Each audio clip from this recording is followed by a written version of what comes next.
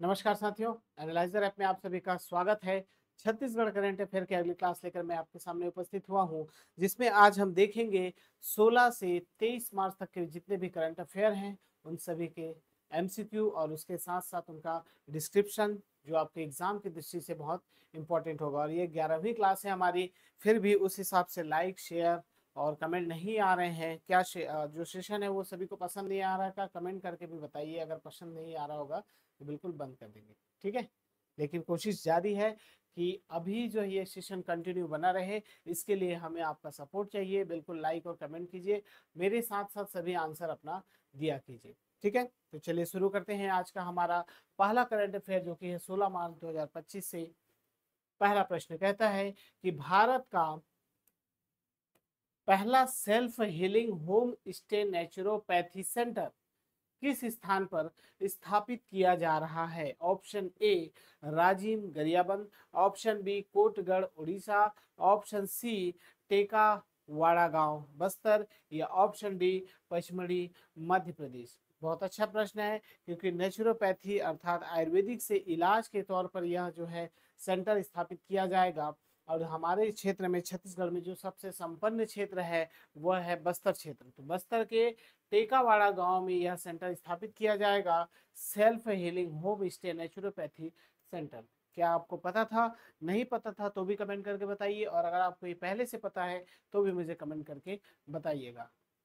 देश का है ये पहला, ठीक है, पूरे भारत का पहला है सेल्फ हीलिंग के लिए home stay naturopathy centre, Chhattisgarh के बस्तर जिले के कांगेर वैली नेशनल पार्क क्षेत्र में स्थित टेकावाड़ा गांव, ठीक है, टेकावाड़ा गांव में स्थापित किया जा रहा है। यह केंद्र प्राकृतिक चिकित्सा, पारंपरिक जड़ी बूटी और स्थानीय आयुर्वेदिक वैद्य प्रणाली पर आधारित होगा। इसके लिए लगभग 3 करोड़ की लागत से बनने वाले केंद्र में 10 मिट्टी के हट्स बनाए जाएंगे, जहां लोग प्राकृतिक तौर पर वातावरण में रहकर पारंपरिक पद्धति से उपचार ले सकेंगे, ठीक है।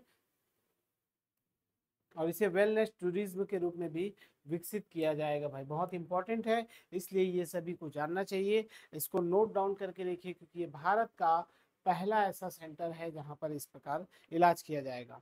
दूसरा देखते हैं, दूसरा प्रश्न बहुत इंपॉर्टेंट है। इंटरनेशनल मास्टर्स T20 लीग 2025 का फाइनल किस टीम के खिलाफ खेलकर इंडिया मास्टर ने जीता, और प्लेयर ऑफ द मैच कौन बने हैं? दो प्रश्न है, इसमें आपको आंसर देना है। Option A England master Yuvraj Singh को, option B West Indies masters Ambati Rayudu, option C Sri Lanka master Sachin Tendulkar, या option D Australia master Irfan Pathan. बहुत अच्छा प्रश्न है, बहुत अच्छे लेवल का प्रश्न है। अगर इस प्रश्न को ध्यान से देखा जाए तो इसमें दो प्रश्न एक साथ दे दिए गए हैं। पहला आपको बताना है कि किसने जीता, और दूसरा बताना है प्लेयर ऑफ द मैच किसको मिला। बहुत इंपॉर्टेंट है, इसलिए सही आंसर पता होना चाहिए। जो जीते हैं वेस्ट इंडीज मास्टर, ठीक है, किसने जीता है? इंडिया मास्टर्स ने, ठीक है, वेस्ट इंडीज मास्टर्स को हराकर। और प्लेयर ऑफ द मैच मिला है अंबाती रायडू को। ऑप्शन नंबर बी बिल्कुल सही है। यहाँ पर ध्यान से और अच्छे से पढ़ के रखिएगा सभी को, ठीक है। T20 लीग में कहां पर खेला गया था? तो छत्तीसगढ़ में खेला गया था। और छत्तीसगढ़ में कहा? शहीद वीर नारायण स्टेडियम रायपुर, ठीक है, 50,000 दर्शकों की मौजूदगी में। अब रायपुर में भी नेशनल इंटरनेशनल सभी प्रकार के मैच खेले जा रहे हैं, इसलिए अब इम्पोर्टेंट है। और शहीद वीर नारायण स्टेडियम कहाँ पर है ये आप सभी जानते ही हैं, इसलिए भूलिएगा नहीं, ठीक है। चलिए बढ़ते हैं तीसरे प्रश्न की ओर। और कहता है हमारा तीसरा प्रश्न उसी से संबंधित है। इंडिया मास्टर्स और वेस्ट इंडीज मास्टर के बीच हुए फाइनल मैच में वेस्ट इंडीज की ओर से सर्वाधिक रन किस बल्लेबाज ने बनाए थे? Option A Brian Lara, option B Lendl Simmons, option C Dwayne Bravo, या option D Shivnarine Chanderpaul. ठीक है, ये भी आपको पता होना चाहिए कि फाइनल मैच में वेस्ट इंडीज की ओर से सर्वाधिक रन किसने बनाए थे। ठीक है, तो इसका सही आंसर है, सॉरी, बी, ठीक है, ऑप्शन बी लैंडर सिमंग ने बनाए थे सर्वाधिक रन। ऑप्शन नंबर बी बिल्कुल सही है। कितने रन बनाया था उन्होंने? 41 गेंदों पर 57 रनों की बेहतरीन पारी खेली थी वेस्ट इंडीज की ओर से।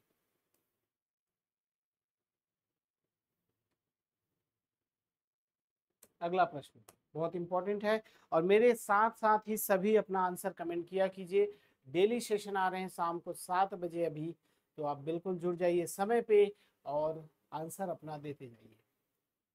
अगला प्रश्न कहता है मुख्यमंत्री अमृत मिशन योजना के बंद हो जाने से छत्तीसगढ़ के किन 2 जिलों में अध्ययनरत बच्चों को सबसे अधिक प्रत्यक्ष प्रभाव पड़ेगा? ऑप्शन ए रायपुर और दुर्ग, ऑप्शन बी जसपुर और कांकेर, ऑप्शन सी राजनांदगांव और महासमुंद, या ऑप्शन डी बस्तर और कवर्धा। बहुत इंपॉर्टेंट प्रश्न हो जाता है क्योंकि यह जो योजना है वह अप्रैल से बंद कर दी जाएगी। ठीक है, मुख्यमंत्री अमृत मिशन योजना की शुरुआत वित्तीय वर्ष 2017-18 में शुरू की गई थी। किनके द्वारा? माननीय मुख्यमंत्री, तत्कालीन मुख्यमंत्री कौन थे उस समय? डॉक्टर रमन सिंह। उन्होंने ये इस योजना की शुरुआत की थी और प्रमुख रूप से इस योजना का जो लाभ मिल रहा था वह था बस्तर और कवर्धा के बच्चों को। ठीक है, तो यहाँ पर जो प्रत्यक्ष लाभ प्रभाव किन पर पड़ेगा? बस्तर और कवर्धा के बच्चों को। पायलट प्रोजेक्ट कुपोषण को दूर करना इसका मुख्य उद्देश्य था।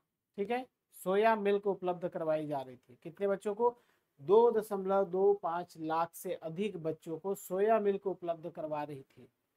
अब अगला प्रश्न उसी से संबंधित है कि यह योजना मुख्यमंत्री अमृत योजना के बंद होने का प्रमुख कारण क्या बताया जा रहा है? ऑप्शन ए सोया मिल्क की गुणवत्ता में कमी, ऑप्शन बी स्कूलों की तरफ से डिमांड नहीं भेजी गई, ऑप्शन सी योजना के लिए वित्तीय आवंटन न होना, या ऑप्शन डी योजना के विरुद्ध हाई कोर्ट का आदेश। यह योजना बंद की जा रही है और योजना क्यों बंद की जा रही है इसका प्रमुख एक ही कारण है कि इस योजना के लिए फंडिंग नहीं हो रही है, वित्तीय आवंटन नहीं किया जा रहा है, इसलिए यह योजना बंद हो जाएगी आगामी अप्रैल से। ठीक है, मतलब अप्रैल 2025 से। अभी देखें तो हम तो बाद में क्लास कर रहे हैं, इसलिए ये योजना बंद हो गई है। ठीक है, वित्त मंत्री ओपी चौधरी ने स्पष्ट कहा कि वित्त विभाग बजट उसी हेड में देता है जैसा विभाग प्रस्तावित करता है। ठीक है, तो विभाग द्वारा भी मांग नहीं की गई थी इस योजना के लिए, और दूसरा जो है इसके लिए आवंटन नहीं दिया गया, इसलिए यह योजना जो है मुख्यतः बंद की जा रही है। बढ़े अगले प्रश्न की ओर। बहुत इंपॉर्टेंट है छठवां, क्योंकि यह भी एक अच्छे लेवल का प्रश्न बन सकता है एग्जाम में।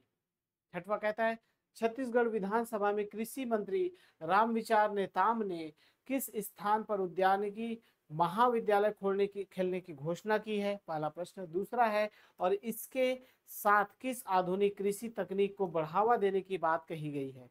Option A Takhatpur vertical farming को, ऑप्शन बी रायपुर जल कृषि प्रणाली को, ऑप्शन सी दुर्ग ऑर्गेनिक खेती को, या ऑप्शन डी जांजगीर में एरोपोनिक्स तकनीक को। बहुत इंपॉर्टेंट प्रश्न है क्योंकि अधिकतर लोग पढ़ते हैं एरोपोनिक्स तकनीक। ठीक है, इस योजना को जो शुरुआत की जा रही है इसका प्रमुख जो है स्थापना का उद्देश्य, उद्यानिकी महाविद्यालय खोलने का प्रमुख उद्देश्य जो है एरोपोनिक्स, हाइड्रोपोनिक्स, इसके अलावा जो है एक्वापोनिक्स, ये सबको बढ़ावा देने के लिए, और ये सभी किसके अंतर्गत आते हैं? वर्टिकल फार्मिंग के अंदर। और तखतपुर में उद्यानिकी महाविद्यालय स्थापित करने की घोषणा की गई है। ऑप्शन नंबर ए बिल्कुल सही है। तखतपुर किस जिले के अंतर्गत आता है? तो तखतपुर बिलासपुर जिले के अंतर्गत आता है।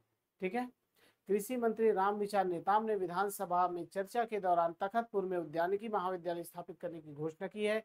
साथ ही उन्होंने बताया कि छत्तीसगढ़ में vertical farming centre of excellence की स्थापना की जा रही है, जिसमें किसानों को उन्नत वर्टिकल फार्मिंग तकनीक का प्रशिक्षण दिया जाएगा, तकनीकी सहयोग प्रदान किया जाएगा। इसके लिए 15 करोड़ रुपए का प्रावधान भी रखा गया है और यह पहल राज्य में उन्नत कम भूमि उपयोग वाली और शहरी कृषि के लिए रणनीतिक दिशा में उपयोगी मानी जाएगी।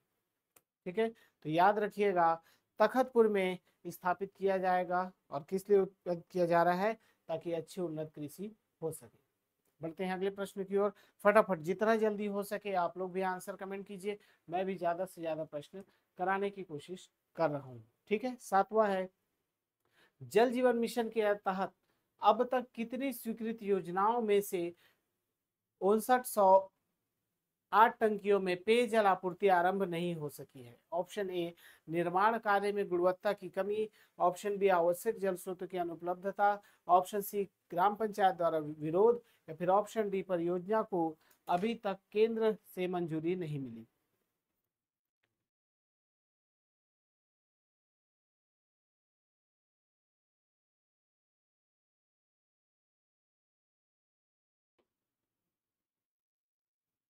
सही आंसर क्या हो जाएगा, कमेंट करके बताइए जल्दी से जल्दी। बिल्कुल, आवश्यक जल स्रोत की अनुपलब्धता के कारण जो है यह जो है जल जीवन मिशन के तहत स्वीकृत योजनाओं में से पेयजल की आपूर्ति आरंभ अभी तक नहीं हो सकी है। जल जीवन मिशन, इस योजना की शुरुआत 15 अगस्त 2019 को शुरू की गई थी, याद रखिएगा। और इसका लक्ष्य जो रखा गया था 2024 तक सभी घरों में जल आपूर्ति, लेकिन नहीं हो सके 2024 तक, इसलिए अब इस लक्ष्य को बढ़ाकर 2028 तक कर दिया गया है, विस्तार किया गया है इसका 2028 तक, याद रखिएगा। ठीक है, जल स्रोत की अनुपलब्धता के साथ साथ भुगतान प्रक्रिया की धीमी गति होना इसका प्रमुख कारण है। इसीलिए देखे होंगे आपके गांव में भी हो सकता है हर घर नल जल योजना, जो कि जल जीवन मिशन का एक भाग है, उसके तहत जो है पाइपलाइन बिछाई गई होंगी, लेकिन अभी तक उसमें जो है पानी शुरू नहीं की गई। ठीक है,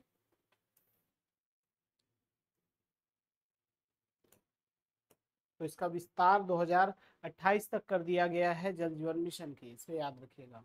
अगला प्रश्न देखते हैं, कहता है छत्तीसगढ़ किस ऐतिहासिक पहल के साथ देश का पहला राज्य बन गया है जिसे वित्त मंत्री ओपी चौधरी ने विधानसभा में प्रस्तुत किया।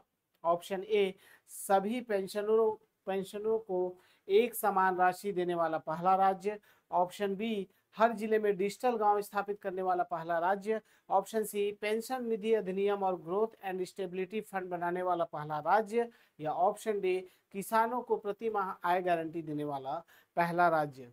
ठीक है, जो वित्त मंत्री ओपी चौधरी ने विधानसभा सत्र में इसकी घोषणा की थी, और यह जो घोषणा थी वह पेंशन निधि अधिनियम और ग्रोथ एंड स्टेबिलिटी फंड बनाने वाला पहला राज्य बना है छत्तीसगढ़। ऑप्शन नंबर सी बिल्कुल सही हो जाएगा। ठीक है, 1 अप्रैल 2022 से लागू पुरानी पेंशन योजना, 1 अप्रैल 2022 से पुरानी पेंशन योजना को लागू की गई है। ठीक है, और इस जो पेंशन निधि अधिनियम and growth and stability fund बनाने के लिए 465 करोड़ रुपए का निवेश किया जा रहा है। ठीक है, चलिए इतने फैक्ट याद रखिएगा, इंपॉर्टेंट है। अगला प्रश्न देखते हैं 9वां। गृह मंत्री विजय शर्मा द्वारा प्रस्तुत योजनाओं के अनुसार नक्सल प्रभावित क्षेत्रों में शहीद युवाओं की स्मृति में क्या विशेष पहल की जाएगी। ऑप्शन ए, उनके गांव में उनकी प्रतिमा लगाई जाएगी अमर बलिदानी योजना के तहत। ऑप्शन बी, उनके नाम पर स्कूल खोले जाएंगे। ऑप्शन सी, उनके परिवारों को खेती के लिए मुक्त भूमि दी जाएगी। या ऑप्शन डी, उन्हें मरणोपरांत सेना मेडल से सम्मानित किया जाएगा। तो गृह मंत्री जी ने एक प्रमुख योजना की शुरुआत की है, याद रखिएगा, और उस योजना का नाम है अमर बलिदानी योजना। ठीक है, और इसके तहत जो है जो शहीद है नक्सल प्रभावित क्षेत्रों में जो शहीद युवा है उनके लिए उनके गांव में ही प्रतिमा स्थापित की जाएगी। किस योजना के तहत? अमर बलिदानी योजना। तो यहाँ का ऑप्शन नंबर ए बिल्कुल सही होगा। योजना का नाम याद रखिएगा। ठीक है, बस्तर फाइटर्स के लिए 3202 पद, गृह विभाग में 6085 पदों पर भर्ती और 577 मोबाइल टावरों की स्थापना जैसी घोषणाएं इसमें की गई है। ठीक है, ताकि नक्सल क्षेत्र में जो नक्सलों का प्रभाव है वह कम हो सके। बढ़ते हैं अगले प्रश्न की ओर। छत्तीसगढ़ विधानसभा में मिशन जेसुआ प्रोजेक्ट का मुद्दा किस विधायक ने प्रमुखता से उठाया और इसका मुख्य आरोप क्या था? ऑप्शन ए, चरणदास महंत, धार्मिक स्थलों पर हमले। ऑप्शन बी, सुशांत शुक्ला, धर्मांतरण के लिए विदेशी फंडिंग और वेबसाइट के माध्यम से प्रचार। ऑप्शन सी, ब्रिजमोहन अग्रवाल, धार्मिक भावनाओं को आहत करने का प्रयास। और ऑप्शन डी, शैलेश नितिन त्रिवेदी, हिंदू संगठन पर हमले की। तो यह मुद्दा बहुत ही अच्छा रहा, बहुत अच्छा है, क्योंकि यह मुद्दा लगातार बढ़ रहा है और इसका प्रमुख कारण जो है धर्मांतरण है। और विधानसभा में इस मुद्दे को उठाया था बिलासपुर के माननीय विधायक सुशांत शुक्ला जी ने। ऑप्शन नंबर बी बिल्कुल सही है। तो जेसुआ प्रोजेक्ट क्या है? जेसुआ प्रोजेक्ट कोलोराडो स्प्रिंग्स, संयुक्त राज्य अमेरिका में स्थित एक एंजिल ईसाई संगठन है, जो कि एंजिल ईसाई धर्म के सबसे कम अनुयायियों के साथ दुनिया के जाति समूह को ट्रैक करने के लिए मशीनरी संगठनों के काम का समन्वय करना चाहता है। ठीक है, और इसके लिए लगातार प्रयास कर रही है यह, और धर्मांतरण की प्रक्रिया चला रही है। ठीक है, तो इसके विरोध में सुशांत शुक्ला जी ने छत्तीसगढ़ विधानसभा में इस मुद्दे को जोरदार ढंग से उठाया। कमेंट सभी कीजिएगा प्रश्न क्रमांक के साथ। प्रश्न क्रमांक 11 है, 1 है, चाहे 5 है, ABCD दीजिएगा प्रश्न क्रमांक लिख के। कुछ लोग कमेंट किए हैं, बहुत अच्छे, और जो लोग नहीं कर रहे हैं उन लोग को भी करना चाहिए, क्योंकि लगातार इससे आपकी तैयारी बेहतर हो सकेगी। बढ़ते हैं 11वें प्रश्न की ओर। राज्य सरकार को वर्ष 2024-25 के लिए स्टेट डिजास्टर रिस्पांस फंड की पहली और दूसरी किस्त के रूप में केंद्र सरकार से कितनी राशि प्राप्त हुई और यह किस मंत्रालय के अंतर्गत आता है? दो प्रश्न एक साथ।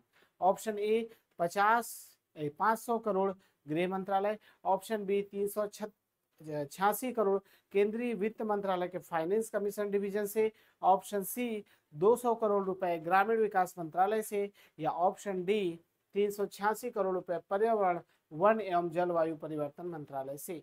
यहाँ पर ऑप्शन बी और डी में कंफ्यूजन हो सकता है, क्योंकि हो सकता है यहाँ पर आपको डेटा पता हो 386 करोड़ रुपए की फंडिंग हुई है, लेकिन यह किस मंत्रालय द्वारा किसके अंतर्गत आता है? तो केंद्रीय वित्त मंत्रालय के फाइनेंस कमीशन डिवीजन से यह पैसा आया है, पहली और दूसरी किस्त। इसका प्रमुख उद्देश्य है आपातकालीन परिस्थितियों में, संकटकालीन परिस्थितियों में राज्य को सहायता प्रदान करना। ठीक है, तो उस समय इसी फंड से सहायता प्रदान की जाती है, और यह जो है स्टेट डिजास्टर रिस्पांस फंड आपदा प्रबंधन अधिनियम 2005 के तहत राज्य सरकारों के लिए कोष है, जो कि अधिसूचित आपदाओं से निपटने के लिए तत्काल राहत प्रदान करने के लिए बनाई गई है। 2024-25 में इसके लिए 386 करोड़ रुपए की फंडिंग की गई। ठीक है, देखते हैं 20 मार्च की ओर, और 20 मार्च में क्या इंपॉर्टेंट है ये आपको बताना है। ठीक है, कहीं पर कोई भी डाउट होता है कहीं पर भी पूछ सकते हैं, कमेंट जरूर कीजिएगा अगर कुछ लगता है तो, और इसके साथ साथ आंसर भी अपना देते जाइए प्रश्न क्रमांक लिख कर। ठीक है, चलिए बढ़ते हैं 12वें प्रश्न की ओर। कहता है विधानसभा सत्र में मुख्यमंत्री द्वारा भ्रष्टाचार की जड़ बताई गई प्रणाली को खत्म कर किस नई व्यवस्था की घोषणा की गई और इसे कब से लागू किया जाएगा? दो प्रश्न एक साथ। ऑप्शन ए ऑडिट रहित बिल प्रणाली 1 जुलाई 2024 से, option B paperless treasury bill system 15 अगस्त 2024 से, ऑप्शन सी मैनुअल फाइल प्रणाली ई ऑफिस प्रणाली 1 अप्रैल 2024 से, या option D physical meeting process digital cabinet portal से 1 जून 2024 से। तो विधानसभा में भ्रष्टाचार की जड़ बताई गई प्रणाली को खत्म कर किस नई व्यवस्था को घोषणा लागू की गई है और इसे कब से लागू किया जाएगा? ठीक है, बहुत इंपॉर्टेंट प्रश्न है, नोट डाउन कर लीजिए। इसका सही आंसर हो जाएगा मैनुअल फाइल प्रणाली को बंद करके ई ऑफिस प्रणाली 1 अप्रैल 2024 से लागू की जाएगी। ऑप्शन नंबर सी, 1 अप्रैल 2024 से शुरू की जा रही है। राज्य जो है लगातार जो है भ्रष्टाचार के विरुद्ध जीरो टॉलरेंस की नीति पर काम कर रही है। 21 मार्च को देखते हैं क्या है इंपॉर्टेंट। मेरे साथ साथ ही सभी आंसर देते जाइएगा अपना। 13वां प्रश्न, छत्तीसगढ़ सरकार द्वारा दिल्ली स्थित मध्य प्रदेश भवन को मांगने के पीछे प्रमुख कारण क्या है? ऑप्शन ए छत्तीसगढ़ सरकार अपने नए भवन की नींव रखना चाहती है, ऑप्शन बी पुराना मध्य प्रदेश भवन खाली पड़ा है और छत्तीसगढ़ को दिया जा सकता है, ऑप्शन सी दिल्ली में प्लॉट की कमी के कारण यह भवन वैकल्पिक रूप से चुना गया है, या ऑप्शन डी यह भवन छत्तीसगढ़ियों के लिए ऐतिहासिक उपयोग और सुविधा से जुड़ा हुआ है। तो ये कहाँ पर स्थित है? दिल्ली में छत्तीसगढ़ दिल्ली में जो है स्थित है मध्य प्रदेश भवन, उसको छत्तीसगढ़ के लिए मांगा जा रहा है, और इसका एक प्रमुख कारण है कि इसमें जो है ऐतिहासिक भावनाएं जुड़ी हुई है। क्योंकि मध्य प्रदेश और छत्तीसगढ़, ठीक है, दोनों पहले जुड़े हुए थे, मध्य प्रदेश से अलग होकर छत्तीसगढ़ बना, और यहाँ पर जो है दिल्ली में स्थित मध्य प्रदेश भवन को छत्तीसगढ़ इसीलिए मांग रहा है ताकि उनके ऐतिहासिक उपयोग और सुविधा से जुड़ा हुआ यह भवन है। ऑप्शन नंबर डी बिल्कुल सही है, 13 का याद रखिएगा। और इसमें जो है अब हो सकता है वहां पर और कुछ काम है, देख लेते हैं। मध्य प्रदेश के समय इस भवन का उपयोग छत्तीसगढ़ से आने जाने वाले लोग इसका उपयोग करते थे। इसका उपयोग ठहरने के लिए किया जाता था, इसलिए इसका ऐतिहासिक और भावनात्मक महत्व जो है वो छत्तीसगढ़ से जुड़ा हुआ है। ठीक है, इसलिए इसे मांगा जा रहा है। प्रश्न क्रमांक 14 इंपॉर्टेंट है, ध्यान से और अच्छे से देखिए, इंपॉर्टेंट है, बहुत ही इंपॉर्टेंट है। 14वां प्रश्न कहता है राष्ट्रीय न्यायालयिक विज्ञान विश्वविद्यालय के छत्तीसगढ़ में परिसर स्थापित किए जाने की घोषणा का राज्य के लिए क्या सबसे संभावित प्रभाव होगा। ऑप्शन ए, राज्य में आईटी और सॉफ्टवेयर स्टार्टअप को बढ़ावा मिलेगा। ऑप्शन बी, छत्तीसगढ़ पुलिस को अधिक वित्तीय सहायता प्राप्त होगी। ऑप्शन सी, राज्य फॉरेंसिक शिक्षा अनुसंधान और जांच में अग्रणी बन सकेगा। या ऑप्शन डी, छत्तीसगढ़ में नए मेडिकल कॉलेज की स्थापना की जाएगी। तो राष्ट्रीय न्यायालयिक विज्ञान विश्वविद्यालय के छत्तीसगढ़ में परिसर स्थापित किए जाने की घोषणा का इस प्रमुख उद्देश्य है राज्य फॉरेंसिक शिक्षा अनुसंधान और जांच में अग्रणी बन सकेगा। यह स्थापना जो है रायपुर में की जाएगी, याद रखिएगा, कहां पर, रायपुर में।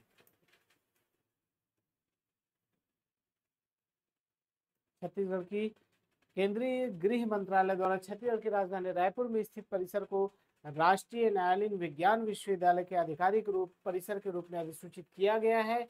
और यह महत्वपूर्ण है क्योंकि छत्तीसगढ़ को फॉरेंसिक विज्ञान के क्षेत्र में एक राष्ट्रीय पहचान मिल सकती है और अग्रणी राज्य के रूप में विकास होगा। 22 मार्च को देखते हैं क्या है, प्रश्न क्रमांक 15वां।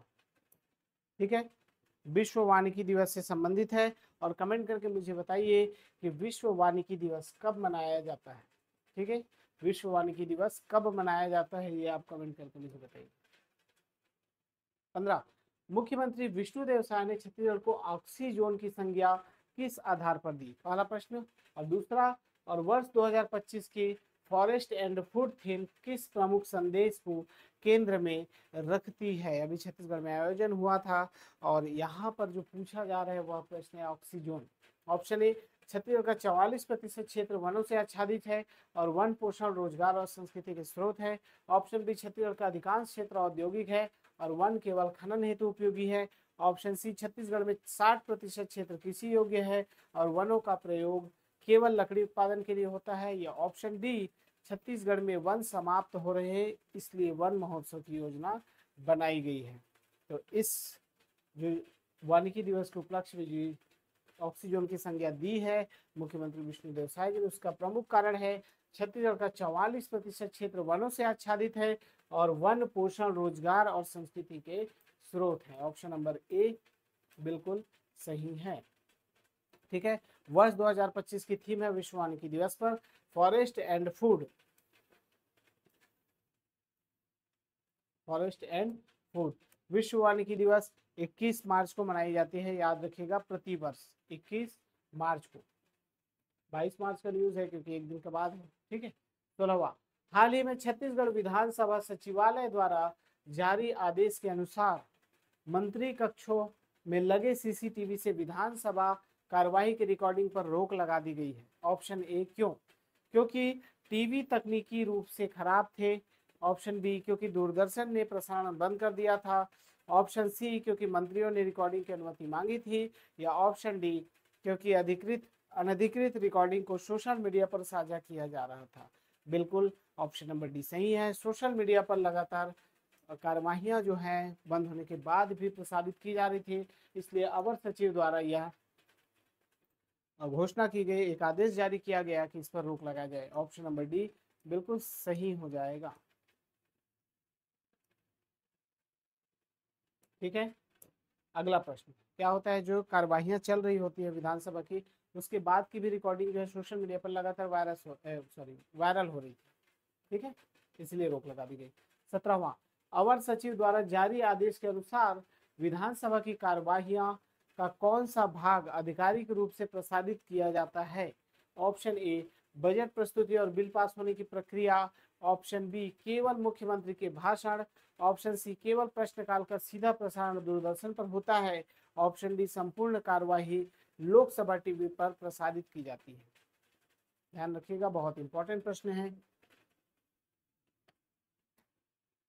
आपको पॉलिटी की दृष्टि से भी इसको याद रखना होगा। ठीक है, तो क्या है जो कि इसका प्रमुख कारण है कि केवल प्रश्नकाल का सीधा प्रसारण दूरदर्शन पर होता है। ऑप्शन नंबर सी बिल्कुल सही है। जो लोग सी आंसर दिए बिल्कुल सही है, अगर नहीं दिए हैं तो पढ़ लीजिए भाई अच्छे से। दूरदर्शन के साथ साथ कुछ ही चैनल को जो है इसका प्रसारण की अनुमति दी गई है, ठीक है। लेकिन प्रश्नकाल को विशेष तौर पर दूरदर्शन में प्रसारित किया जाता है, ठीक है। और सोशल मीडिया पर लगातार इधर उधर के वीडियो वायरल हो रही थी, इसलिए उसे बंद कर दिया गया है आदेश जारी करके। 18वां प्रश्न कहता है दिसंबर में रायपुर में आयोजित होने वाले भारत दक्षिण अफ्रीका वनडे मैच की पृष्ठभूमि में कौन सा कथन सबसे उपयुक्त है? ऑप्शन आपके सामने है। ए कहता है यह रायपुर का पहला अंतरराष्ट्रीय क्रिकेट मैच होगा। बी रायपुर को लगातार तीसरी बार अंतरराष्ट्रीय मैच की मेजबानी मिली है। सी रायपुर में लगातार दूसरी बार एक ही टीम के खिलाफ मैच को हो रहा है। डी है रायपुर को टेस्ट मैच की मेजबानी मिल चुकी है। बहुत अच्छा प्रश्न है। क्या इसका सही आंसर होगा ये आपको कमेंट करके बताना है प्रश्न क्रमांक के साथ। जैसे कि 18 है तो 18 का ए, बी, सी या डी, ठीक है। तो इसका सही आंसर है ऑप्शन नंबर बी, रायपुर को लगातार तीसरी बार अंतरराष्ट्रीय मैच की मेजबानी मिली है, ठीक है। इससे पहले कब कब मिली थी? पहला जो मिला था पहले 2023-24 में भारत न्यूजीलैंड सीरीज का एक मैच रायपुर में आयोजित किया गया, ठीक है। इसके 11 महीने बाद भारत और ऑस्ट्रेलिया के बीच हुए T20 मैच यहाँ हुआ। उसके बाद अभी दिसंबर में रायपुर में भारत दक्षिण अफ्रीका वनडे मैच की मेजबानी मिल रही है, ठीक है। तो 3 बार मिल चुकी है। याद रखिएगा, ऐसे प्रश्न एग्जाम में जरूर पूछ लिए जाते हैं करंट अफेयर में, ठीक है। हिस्ट्री का भी ये प्रश्न बन सकता है।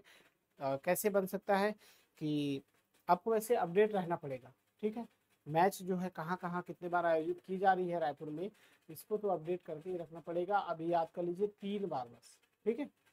और हो सकता है 2023-24 का भी प्रश्न पूछ ले।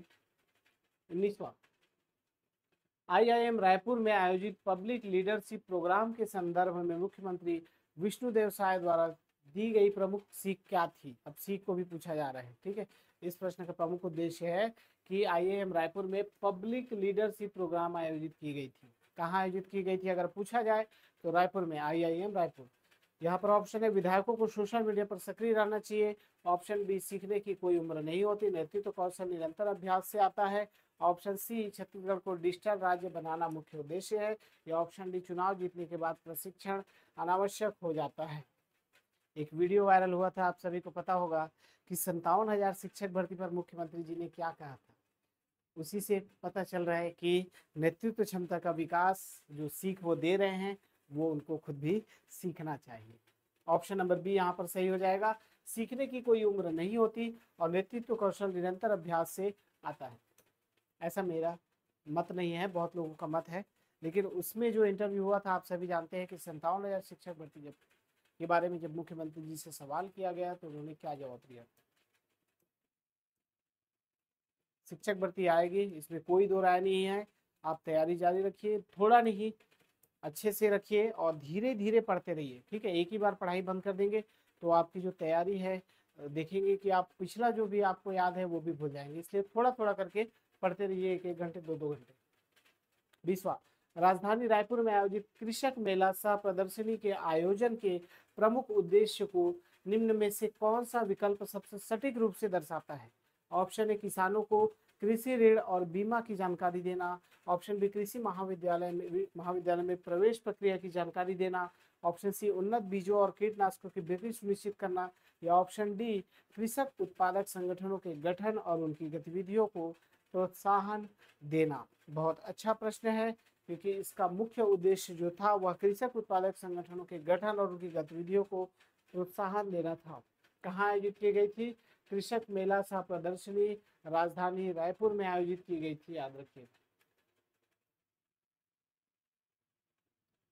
कब से कब तक? 26 से 28 मार्च तक कृषि महाविद्यालय के कृषि मंडपम में आयोजित किया जा रहा है, ठीक है, आगामी। और इसमें इंपॉर्टेंट 45 कृषक उत्पादक संगठन है। अगला देखते हैं, बहुत इंपॉर्टेंट है ये भी प्रश्न क्योंकि उसकी अध्यक्षता से संबंधित है। कहता है कि कृषक मेला सह प्रदर्शनी के उद्घाटन समारोह में निम्नलिखित में से कौन सा कार्यक्रम कौन कार्यक्रम अध्यक्ष के रूप में सम्मिलित होंगे? Option A Ramvichar Netam, option B Anuj Sharma, option C Girish doctor Girish Chandel या ऑप्शन डी मीनल चौबे। ठीक है, तो इसका अधिकतर लोग आंसर दे सकते हैं रामविचार नेताम, कृषि विकास एवं किसान कल्याण एवं जैव प्रौद्योगिकी मंत्री श्री रामविचार नेताम। तो ध्यान रखिएगा इसका आंसर वो नहीं होगा। उन्होंने इस मेले की शुरुआत की थी, इसकी अध्यक्षता जो की थी doctor Girish Chandel. Option C बिल्कुल सही होगा। और जो कि इंदिरा गांधी कृषि विश्वविद्यालय के कुलपति हैं, उन्होंने इस मेले की, कौन से मेले, कृषक मेला सह प्रदर्शनी का उद्घाटन जो है रामविचार नेताम ने किया और उसकी अध्यक्षता जो है डॉक्टर गिरीश चंदेल। ठीक है, गिरीश चंदेल जो कि इंदिरा गांधी कृषि विश्वविद्यालय के कुलपति हैं। बहुत इंपॉर्टेंट है, इस प्रश्न को ध्यान से और अच्छे से पढ़िएगा। और 23 मार्च तक का जो हमने कवर कर लिया, अगले सेशन में बाकी मार्च का लेके आएंगे। ठीक है, तो सेशन कैसा लग रहा है? 11वीं क्लास हो गई है, फिर भी उस प्रकार से कमेंट लाइक नहीं आ रहे हैं। उम्मीद करता हूँ कि इस वीडियो से आप सभी लाइक और कमेंट जरूर कीजिएगा, और जो भी डाउट है बिल्कुल कमेंट कर दीजिएगा। ठीक है, मिलते हैं अगले वीडियो में, तब तक के लिए नमस्कार, जय हिंद।